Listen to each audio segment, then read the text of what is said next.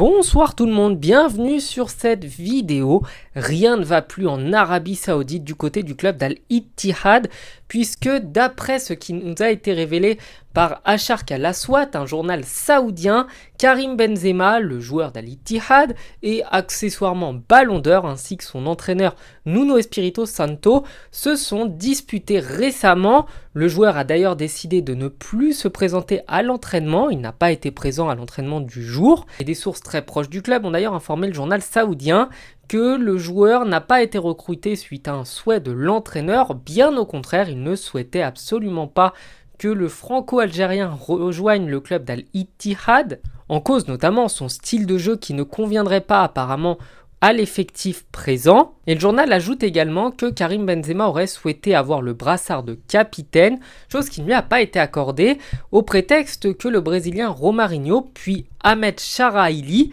sont les capitaines du club, sont les personnes qui sont officiellement les capitaines et de manière régulière, et ainsi qu'il était impossible de le faire passer devant ces personnes-là qui sont présentes depuis plus longtemps, des joueurs qui ont probablement un impact beaucoup plus important dans le vestiaire. Et ceci parce que bien que Karim Benzema soit Ballon d'Or, eh bien il y a certaines règles à respecter dans un vestiaire. Et on l'avait d'ailleurs vu avec Lionel Messi qui, lorsqu'il est arrivé à Paris, n'avait pas eu le brassard de capitaine, bien qu'il avait à ce moment-là 6 ballons d'or et qu'il allait récupérer son 7e dans l'année qui allait suivre. On se doute évidemment qu'un entraîneur doit penser pour 11 personnes et non pas mettre en avant un joueur sous prétexte qu'il a remporté un titre très important. Et le journal saoudien conclut en nous disant que Saïd Al-Latif, le négociateur saoudien,